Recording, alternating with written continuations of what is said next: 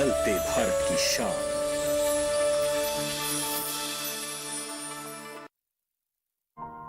मैं जयश्री एक chartered accountant हूँ।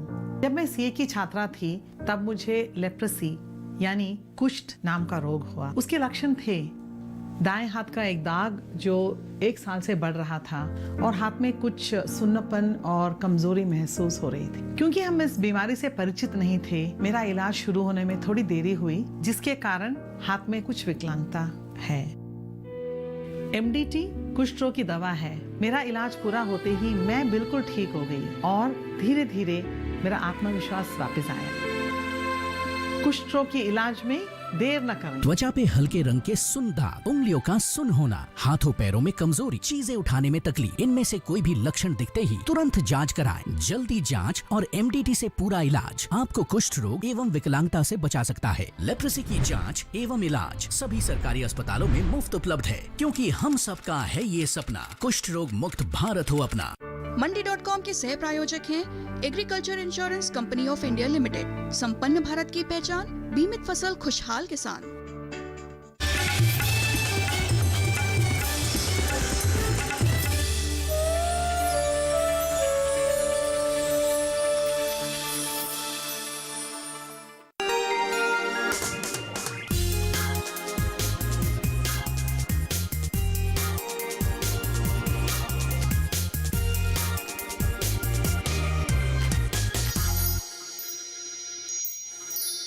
नमस्कार, मंडी.com में आपका स्वागत है। मैं हूं भुवन भास्कर।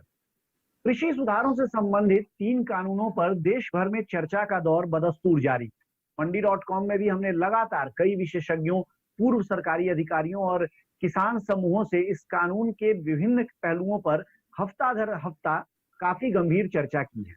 लेकिन अब भी हमारे पास देश भर से किसानों के कॉल और मैसेज आ रहे हैं और ये कहा जा रहा है कि हमें इस बारे में और भी जानकारियां चाहिए। इसलिए हमने फैसला किया है कि हम कृषि क्षेत्र से जुड़े और विशेषज्ञों और जानकारों को कार्यक्रम में बुलाएंगे और आपके जो तमाम सवाल हैं या जो संशय हैं उन पर उनसे और ज्यादा गहराई से जानकारी लेने की कोशिश करेंगे। इसी सिलसिले में आज जिन 2 खास मेहमानों को हमने अपने साथ जोड़ा है उनसे आपका हम परिचय करा देते हैं।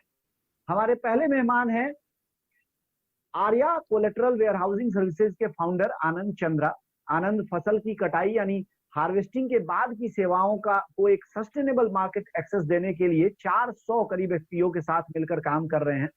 और हमारे दूसरे आज के मेहमान हैं डॉक्टर जगबीर रावत, जो मार्केट लिंकेज से लेकर और जो गुड एग्री प्रैक्टिसेस हैं यानी बेहतर कृषि के तौर तरीकों पर दशकों से किसानों और किसान संगठनों के साथ मिलकर काम कर रहे हैं। आप दोनों का बहुत बहुत स्वागत है मंडी.com में। आनंद प्रकाश जी, आपसे सबसे पहले मैं इस चर्चा की शुरुआत करता हूं। अब क्योंकि काफी समय निकल चुका है और एक तरह से जो सारा जो ब्यौरा है, जो कृषि सुधार से जुड़े 3 कानून हैं, वो अब बाहर आ चुके हैं और आप लगातार किसानों के बीच में हैं, किसानों के साथ काम कर रहे हैं। तो आपसे मैं समझना चाहूंगा कि किसानों में किस तरह से इसकी समझ बन रही है और आप जब किसानों से इंटरेक्ट करते हैं तो किस तरह के सवाल या समस्याएं आपके सामने इन कानूनों को लेकर रखी जा रही हैं? लोग जो हाँ फील्ड में काम कर रहे हैं किसानों के साथ, हम लोग को ये समझ में आ रहा है कि अभी भी जो एक्ट में प्रोविजंस आए हैं, जो अमेंडमेंट्स वगैरह किए गए हैं, वो अभी किसानों तक पहुंच नहीं पा रहे हैं। सोशल मीडिया और न्यूज़ के थ्रू जो उसके बारे में बताया जा रहा है कि उससे नुकसान है किसानों को। जैसे अगर एसेंशियल कमोडिटीज एक्ट जो अमेंडमेंट हुआ, अगर देखा जाए तो उसके अमेंडमेंट से किसानों पे अभी तक कोई फर्क नहीं है। उल्टा इस अमेंडमेंट के तहत सरकार ने जो पहले एक अनसर्टेनिटी थी कि प्राइस बढ़ेगा तो एक लिमिट लगा देंगे, उसको क्वांटिफाई करने की कोशिश की है कि भाई अगर हॉर्टिकल्चर प्रोड्यूस है तो उसका दाम अगर पिछले 5 साल के एवरेज या पिछले 12 महीने के एवरेज से 100% बढ़ गया तो उस पर स्टॉक लिमिट लगा देंगे। उसी प्रकार से जो non perishable commodity food grains वगैरह हैं उसमें वो 50% का प्राइस इंक्रीज बढ़ने पे लिमिट लगा देंगे। तो उन्होंने, सरकार ने इसको क्वांटिफाई करने की कोशिश की है, नहीं कि भाई अगर प्राइस राइस 100% से ज्यादा होगा हॉर्टिकल्चर क्रॉप में पिछले 12 महीने के प्राइस के मुकाबले या 5 साल के मुकाबले जो भी कम होगा, उसको बेस मान के अगर प्राइस 100% बढ़ गया हॉर्टिकल्चर कमोडिटी में तो वो स्टॉक लिमिट तब इम्पोज करेंगे। और सेम चीज 50% का फिगर डाला है अगर वो नॉन पेरिशेबल कमोडिटी हो। तो स्टॉक लिमिट का देखा जाए तो किसानों पे कोई इम्पैक्ट ही नहीं है जी। दूसरा, स्टॉक लिमिट तो सरकार यूज करती है जब कोई प्राइस एब्रप्टली बढ़ जाए, जैसे एसेंशियल कमोडिटीज में कोरोना के इम्पैक्ट के बाद सैनिटाइजर और हैंड वॉश को भी डाल दिया, एसेंशियल मास्क और सैनिटाइजर को, ताकि उसके प्राइस बहुत ज्यादा तेजी से बढ़ रहे थे। तो देखा जाए तो किसानों पे एसेंशियल कमोडिटीज एक्ट कोई वही नहीं है। फिर अगर हम दूसरे वाले एक्ट पे आ जाएं जो कि फार्मर प्रोड्यूस ट्रेड वाला है, ट्रेड एंड प्रमोशन के लिए, उसमें देखा जाए तो सरकार ने एपीएमसी भंग नहीं की। सरकार ने एक ऑल्टरनेट चैनल दे दिया कि आप अपना माल कहीं भी बेच सकते हैं। हाँ आनंद, आपको मैं बीच में थोड़ा रोकना चाहूंगा इस पर। दरअसल मैं अलग अलग कानूनों पर हम थोड़ा विस्तार से कार्यक्रम के दौरान चर्चा करेंगे, लेकिन शुरुआत में मेरा विचार ये है कि आप दोनों ही विशेषज्ञों से हम ये समझ सकें कि वास्तव में, क्योंकि आप लगातार किसानों के साथ काम कर रहे हैं, किसान समूहों के साथ काम कर रहे हैं, तो किसानों को समस्या कहाँ आ रही है, अगर आ रही है तो क्या उनको कुछ समझ में आ रहा है? जैसा कि स्वयं अभी आनंद ने कहा भी कि बहुत सारी चीजों में तो किसानों को अभी क्लियर ही नहीं है, और जो मीडिया का शोर इतना हावी है कि इसी के कारण भ्रम बन गया है। डॉक्टर रावत, आपका अपना अनुभव क्या है? किसान से किस तरह के सवाल कर रहे हैं, किस तरह का जो संशय वो आपके सामने जता रहे हैं, और आपको क्या लगता है, साथ में अगर मैं आपसे ये भी पूछूं कि कहाँ कहाँ किसानों को समझाए जाने की या किस तरह समझाए जाने की जरूरत है? ये जो तीनों हमारे कानून पास हुए हैं, इनमें बस एक हरियाणा, पंजाब और पश्चिमी उत्तर प्रदेश में एक परंपरा जो कि काफी मजबूत परंपरा रही है एपीएमसी की, वो लोगों के माइंड में है पक्की कि भाई उससे उनकी रक्षा होती रही है। ये तो ये माइंड में उनके बैठा ही हुआ है कि वो रक्षा का कवच है फार्मर्स के लिए। ये तो समझना पड़ेगा। राजनीतिक पार्टियां भी, मैं बहुत लंबे समय से देखता रहा हूँ, एपीएमसी में जब भी बदलाव की बात उठती थी, वो इंडस्ट्री से उठती थी तो वो मना कर देती थी कि भाई हम नहीं करेंगे, इसको बदलेंगे नहीं।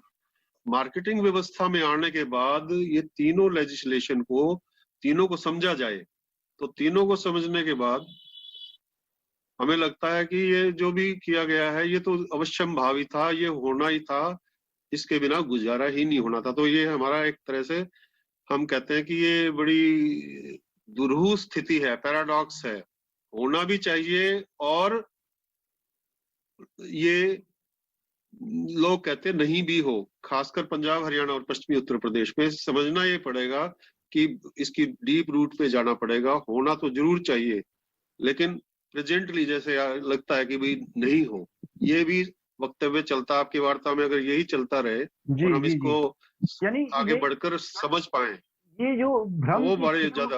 हाँ बिल्कुल बिल्कुल। और हमारे इस पूरी चर्चा का मतलब भी यही है कि हम इस जो भ्रम है, जो विरोधाभास है, उसको समझ पाए कि क्यों लगता है कि होना ही चाहिए, लेकिन फिर किसान विरोध क्यों कर रहा है। एक आम आदमी के मन में सवाल आता है कि अगर सब अच्छा है तो किसान का विरोध क्यों है। हम जरूर इसको समझेंगे, आपने बिल्कुल सही बिंदु उठाया है। लेकिन फिलहाल वक्त हो गया है एक छोटे से ब्रेक का। ब्रेक से लौटने के बाद हमारी ये चर्चा जारी रहेगी। बने रहिए हमारे साथ, देखते रहिए मंडी रोड।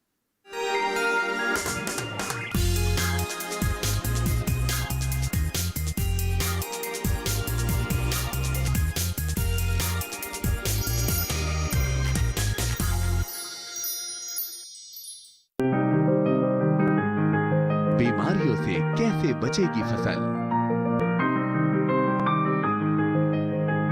मवेशियों की मुश्किलों का क्या है हल, कहां से लाएं बीज, कितनी लगेगी खाद, किसानों के हर फोन का विशेषज्ञ देंगे जवाब। देखिए हेलो किसान लाइव, सोमवार से शुक्रवार शाम 6 बजे।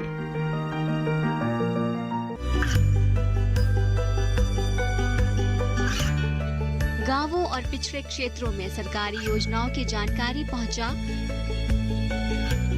देश में कौशल और क्षमता विकास कर ग्रामीणों को सामाजिक बदलाव और विकास से जोड़ने की दूरदर्शन किसान की पहल चौपाल चर्चा देखें सोमवार से शुक्रवार सुबह 9 बजे।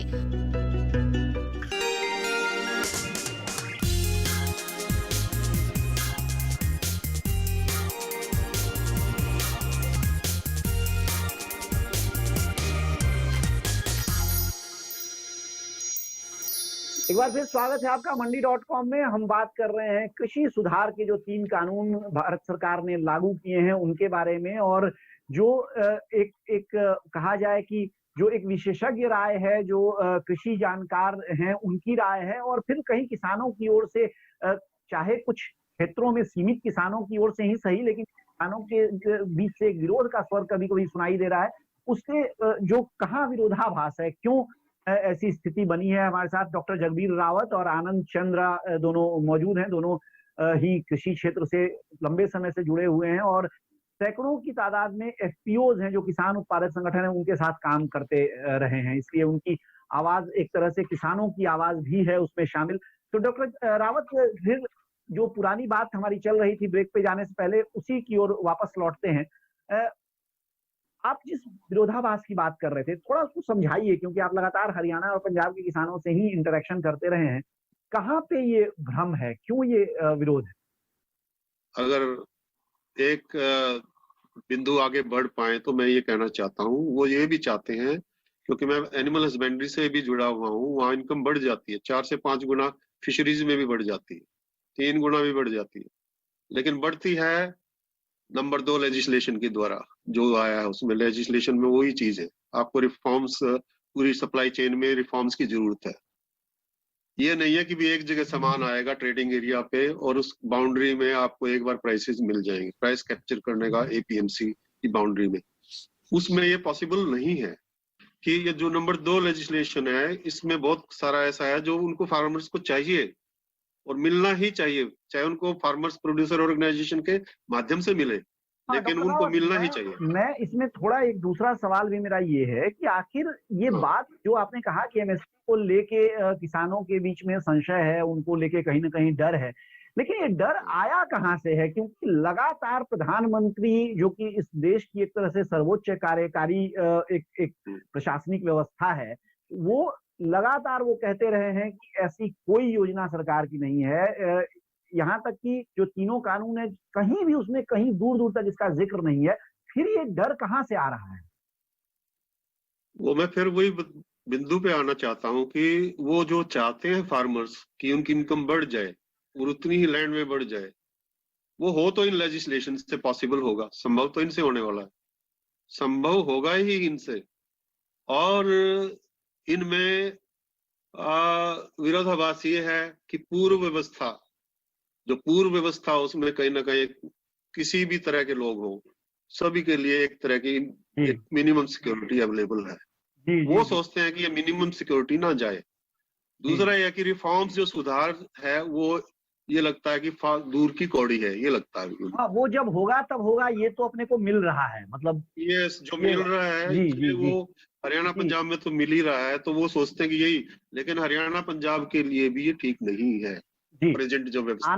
आनंद जी, ये सारी जो चर्चा हम कर रहे हैं उसमें खास तौर से क्योंकि आपका फील्ड भी वेयर हाउसिंग का है और आपने अपनी जो पहले भी हम बात कर रहे थे, ज्यादा आपने उस पर ध्यान भी केंद्रित किया था, उसी पे मैं फिर से आना चाहूंगा कि जो एसेंशियल कमोडिटीज एक्ट में जो सरकार ने सुधार किया है और जिसमें कि एक तरह से अभी भी ये बैरियर तो रखा ही गया है कि हॉर्टिकल्चर में 100 का अगर मूल्य में बढ़ोतरी होती है और ग्रेन्स में अगर 50% की होती है, तो लेकिन फिर भी मैं आपसे ये समझूंगा कि इसमें किसानों के लिए क्या, जैसा आप शुरू में कह रहे थे, क्या किसानों का इससे कोई मतलब नहीं बनता है, या जो कि कई विशेषज्ञों का मानना है कि इस सुधार के बाद वेयर हाउसिंग सेक्टर में निजी क्षेत्र की ओर से बड़े पैमाने पर निवेश आने की संभावना बन रही है, जो पहले इस डर के कारण नहीं आती थी कि कहीं से कोई सरकार उठकर या कोई भी प्रशासनिक अधिकारी उठकर और स्टॉक लिमिट लगा सकता है। तो इसका कितना फर्क पड़ने वाला है?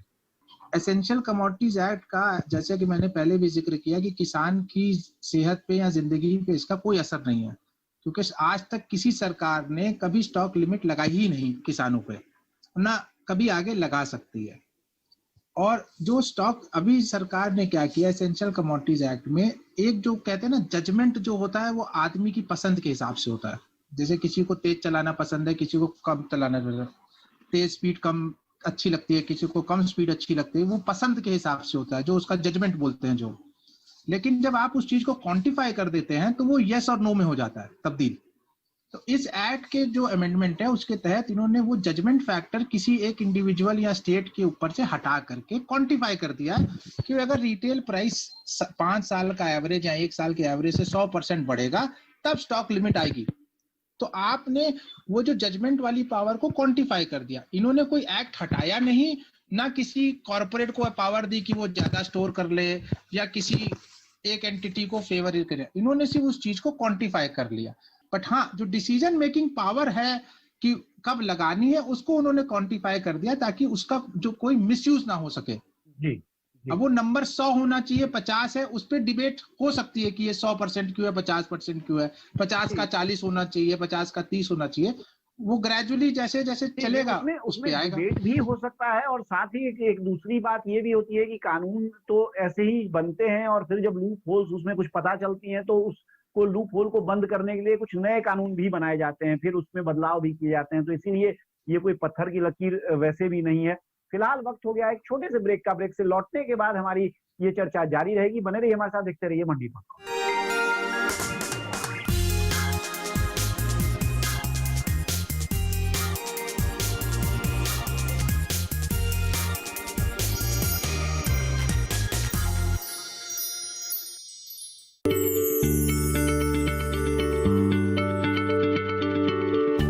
क्या आप किसी बीमारी से परेशान हैं? चाहते हैं डॉक्टर की सलाह? तो हम हैं आपके साथ, बताएंगे आपको जीने की राह। समस्याएं आपकी, समाधान देश के मशहूर विशेषज्ञों के। घर बैठे बात करें देश के जाने माने डॉक्टरों से। हमारे लाइव प्रोग्राम स्वस्थ किसान में हर शनिवार शाम 6 बजे से 7 बजे तक। ये कामयाबी है अन्नदाता की। ये कहानी है खेत और खलिहानों की। कैसे करें अपने पशुओं की देखभाल, जानिए गांव-गांव के किसानों का हाल। देखिए गांव किसान सोमवार से शुक्रवार दोपहर 12 बजे सिर्फ डीडी किसान पर।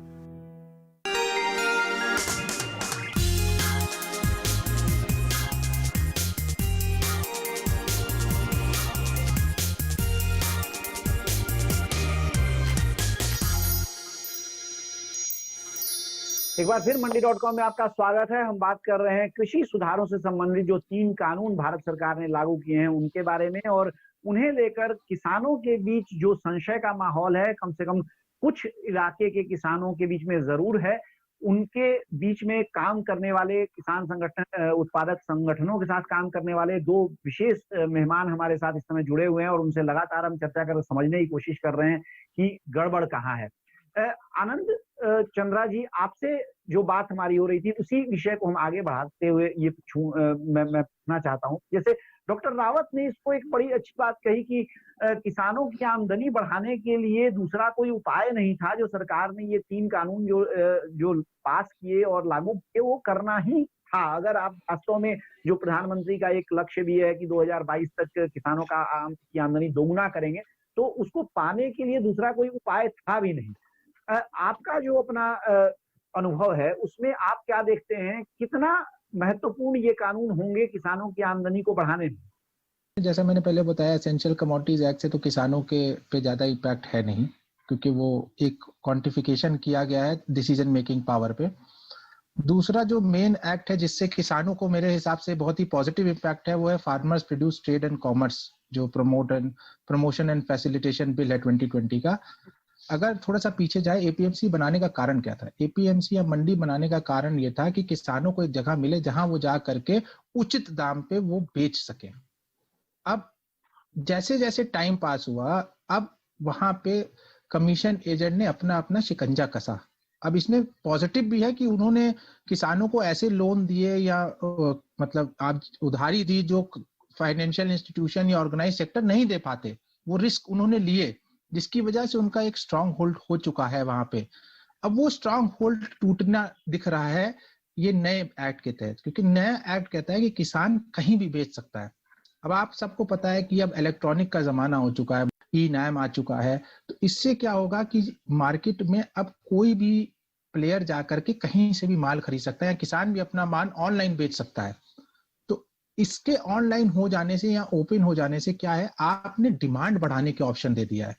डॉक्टर रावत, यही सवाल, हालांकि आपने पहले ही ये कहा बहुत साफ तौर पे कि बिल्कुल ये जरूरी एक कानून है जो कि किसानों की आमदनी को बढ़ाने में भूमिका निभा सकते हैं, लेकिन इसका जो तीसरा कानून है जिस पर अभी हम लोगों ने बात नहीं की है अभी तक, वो कॉन्ट्रैक्ट फार्मिंग से जुड़ा हुआ है। और क्योंकि आप लगातार एफपीओ के साथ काम कर रहे हैं, इसलिए ये सवाल मैं आपसे मानता हूं कि एक महत्वपूर्ण सवाल है कि कितना फर्क इससे पड़ेगा जो एफपीओ अपना कारोबार कर रहे हैं, एफपीओ अपने पूरी खेती की योजना बना रहे हैं उस पर, और क्या इस बारे में एफपीओज ने सोचना कुछ शुरू किया है अभी तक? जो लेजिस्लेशन है, ये कानून है, इनमें फार्मर्स की डेफिनेशंस में एफपीओ भी है। व्यवस्था यह कि फार्मर्स ऑर्गेनाइज हो जाएं, तो अगर फार्मर ऑर्गेनाइज हो जाते हैं तो उनके ऑर्गेनाइजेशन के एक बड़े फॉर्मेट में एफपी फार्मर प्रोड्यूसर कंपनी आती है और कोऑपरेटिव्स आती हैं। इनमें क्रांतिकारी संभावनाएं पैदा हो गई हैं, ये मैं बिल्कुल विश्वास के साथ और पुरजोर शक्ति के साथ बोलता हूं। हमारे देश में अप्रत्याशित संभावनाएं पैदा हो गई हैं। इन लेजिस्लेशन में जो नंबर 2 लेजिस्लेशन आने के बाद और तीनों को जोड़ दें तो बड़ी संगठनात्मक जो शक्तियां प्रयोग की जा सकती है हमारे बोर्ड एंड कॉर्पोरेशन और यूनिवर्सिटीज के माध्यम से, जो कि अभी तक नहीं हो पा रही थी, इन लेजिस्लेशन, इन कानूनों ने वो खोल दी है। पॉसिबल हो गया है, ये संभव हो गया है। और जहां तक बात है कि क्या ये ऐसा कुछ एफपीओज में अंडरस्टैंडिंग है एनडीडीबी डेयरी सर्विसेज की और हम लोगों की लाला लाजपत राय यूनिवर्सिटी में, हम लोगों ने जो अपने अनुभव से, मैं 2 जगह से तो मैं बता सकता हूँ, पुराने भी सकारात्मक अनुभव हैं और अब भी जो 10,000 कंपनियां इस तरह की बननी है, 6,000 ब्लॉक्स हैं, मान लो 6,000 ब्लॉक में एक एक प्रोड्यूसर कंपनी को अपनी शक्तियां बढ़ाने का टाइम मिलता है और मंडी भी उसमें इंटीग्रेट हो जाती है, एपीएमसी भी वाली भी हो जाती है, नॉन एपीएमसी भी फार्मर प्रोड्यूसर कंपनी चलाती है, तो ये है क्रांति। आनंद जी, ये सवाल जो है इसी को मैं अब आपसे भी पूछूंगा, क्योंकि लगातार मैं बार बार जोर दे रहा हूं और शुरू में ही कार्यक्रम की शुरुआत में मैंने जैसा कहा था कि हमारा जोर ये समझने के लिए है कि किसानों में और जो वास्तव में जो लेजिस्लेशन है या जो कानून है और कानून किसानों की समझ है, उसमें जो फर्क है वो कहाँ पर है। इस लिहाज से मैं अब आपसे पूछ रहा हूँ कि जो सवाल मैंने अभी डॉक्टर रावत से पूछा, जो एफपीओज के साथ आप मिल रहे हैं और जो उनके साथ आप बातचीत आपकी होती है, तो एफपीओज की समझ कितनी बनी है? क्योंकि वो किसानों में भी जो सबसे समझदार किसान है वो माना जाता है कि एक संगठन के तौर पे साथ आके काम कर रहे हैं, तो उनकी समझ कितनी बनी है? और जो समझ के साथ जो असली बात यह है कि कितनी तैयारी उनमें आप देख रहे हैं इन कानूनों से जो फायदे होने वाले हैं उन फायदों को उठाने के लिए? जो रावत जी ने बताया, मैं उसमें पूरी तरीके से सहमत हूँ। ये जो तीनों लेजिस्लेशंस आए हैं ये किसानों के लिए बहुत ही पॉजिटिव है।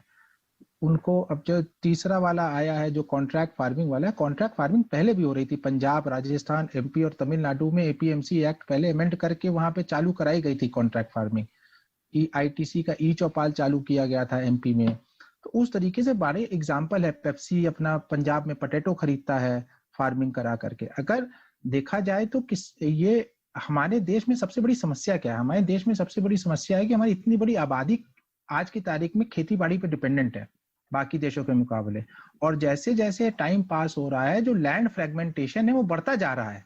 भाई दादाजी के पास 10 एकड़ था, अब वो पोतों के पास 1.5 एकड़ बचा, क्योंकि लैंड डिवाइड हो गया, लैंड बढ़ा नहीं। तो उस हिसाब से जो फ्रेगमेंटेशन की वजह से आप कोई नई टेक्नोलॉजी नहीं लगा पाते। एक खेत में कोई एक सीड लगाता है, बगल वाले खेत में दूसरी सीड लगाता है, तो जो ग्रो भी करते हैं वो कोमिंगल नहीं हो पाता, मतलब मिक्स नहीं हो पाता, उसकी अलग वैरायटी। अब जब एफपीओ के थ्रू या कॉन्ट्रैक्ट फार्मिंग के थ्रू एग्रीगेशन होगा तो सब एक तरह की सीड इस्तेमाल करेंगे, इनपुट सबका एक होगा, पेस्टिसाइड सबकी एक जैसी होगी, तो उससे जो आउटपुट होगा वो बहुत ज्यादा होगा। जब आउटपुट बहुत ज्यादा होगा तो उससे फायदा किसानों की इनकम में होगा। वही आउटपुट आप जो दूसरे वाले एक्ट के तहत मंडी के थ्रू बेचेंगे या ऑनलाइन बेचेंगे तो आपको ज्यादा प्राइस मिलेगा, आपकी परचेसिंग पावर बन जाएगी, यानी आप नेगोशिएशन ज्यादा कर पाएंगे सामने वाले के साथ। जी चलिए, इस पूरी चर्चा के लिए आप दोनों का बहुत बहुत शुक्रिया। हमारे साथ कार्यक्रम में आप जुड़े और ये सारी बातें हमारे दर्शकों के साथ साझा की। तो ये थे हमारे आज के दोनों मेहमान, आनंद चंद्रा जी और डॉक्टर जगवीर रावत जी, जो बात कर रहे थे जो कृषि सुधार के कानून आए हैं उन पे, उनके प्रभावों पे। फिलहाल अब मंडी.com में हो गया है वक्त, मुझे दीजिए इजाजत, लेकिन बने रहिए हमारे साथ, देखते रहिए डीडी किसान, क्योंकि डीडी किसान पर कार्यक्रमों और समाचारों का सिलसिला जारी। आपकी राय हमारे लिए बहुत महत्वपूर्ण है। आप हमारे टोल फ्री नंबर पर कॉल कर सकते हैं और अपनी राय दे सकते हैं। साथ ही आप ईमेल के जरिए भी हमें अपनी राय दे सकते हैं। हमारा ईमेल पता है ncdexmandi@gmail.com।